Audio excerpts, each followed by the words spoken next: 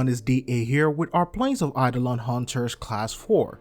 This class will be filled with frames that have amazing abilities and augments built for the role of ultimate support and also for boosting frame effectiveness. Now, because of the role of the fourth man is a very important role for this playstyle, I will be separating them into 3 sets. One of them will be for locking enemies down and putting them into standstill or slowing them down.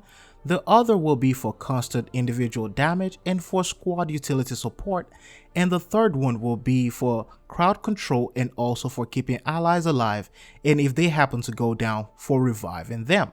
Now, the first set consists of Volt, Valkyr, Vauban, Wukong, Frost, Rhino, Mirage, and Atlas.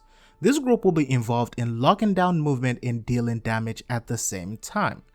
The abilities may not deal intense damage to begin with because of range build, however they will be very effective and they will be actually useful at the same time. Valkyr, in my opinion, is suggested to be built for Warcry, while Duration is actually useful also as well. Wukong for Primal Fury, and contrary to the power build that a lot of people use in the game, I would suggest that you build Volt for maximum range and duration to lock things down. Vauban, Rhino, Mirage, Atlas, and every other thing should be built for the same thing as Volt for CC and also for duration. Those frames will actually benefit a lot from that. With Frost, I will say that the Ice Wave Impedance should be added as well, and because there is no obstruction to view, a blind Mirage can also play a great role in this build. You can be very useful and you don't have to worry about the obstructions to the line of sight. In our second set of this group, I have Banshee, Chroma, well maybe Ice Chroma or Electric Chroma, whichever one you prefer, and Ember. Now these 3 will be for individual damage and support in the form of utility. Ember will not be dealing much damage, but Fire Quick Augment will actually be a really great one. This is one of the reasons why I say Ember is going to be amazing in this list. And for Chroma, it will be Everlasting Ward. This will boost ally damage potential and stun some of these enemies as well, which is one of the reasons why I picked them. For Banshee, you will need a fast stoner stacking build. Just the way a lot of people already know how to stack Banshee's sonar, you will actually have to make this in a build where you will actually be much faster. Now, I will say some people also build for silence and actually increase the range. Using overextended, that can also be very effective. However, the duration is one of the things that does lack from time to time. However, with silence, you can stun enemies and also still have a damage boost. A maximum range for Banshee can be great, and it can also be very useful. The third set will be our ultimate carry or squad maintenance. Inaros and Nidus are going to be a great addition and great component when it comes to revival, and this is because of their high health pool and energy efficiency. When it comes to Inaros himself, you can revive and actually give allies opportunity to actually get more health from the enemies that you put in place.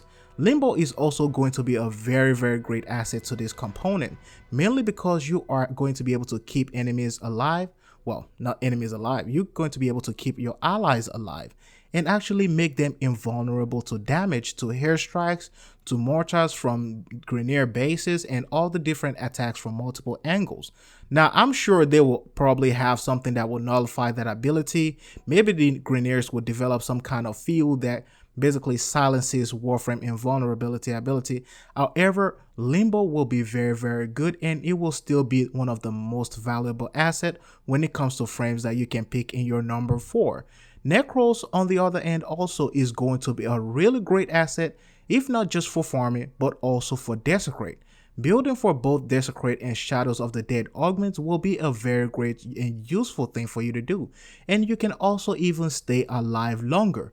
Neja and Nyx will be playing the damage protection role, and most especially on Nyx. So if you are someone who main Nyx a lot, this is going to be your time to shine. This is going to be your moment, and this is all because of the Assimilate augment and the electromagnetic shielding for the Arc and Brunt. You can basically stay invulnerable and actually redirect all the damage on your allies. So this is also going to be a very great thing. You can protect them, keep them alive longer, deflect damages, and everything will actually work in an amazing way. And also, if you're going to be using Nyx, don't forget to use energy colors that does not obstruct the line of sight or the view of your allies. The last one on the list will be Oberon for armor and renewal. The nerf to Trinity and this change to Oberon makes him more of a requirement than Trinity when it comes to health and also when it comes to the protection of your allies. You can keep allies alive much longer regardless of excessive range, and you can actually even function more as a paladin in the game. Well, that will be it for this video. Hope you guys find this informative, and if you do, feel free to leave a thumbs up and also subscribe to the channel for more updates and future videos. As always, it is DA signing out. I'll see you all in the next one.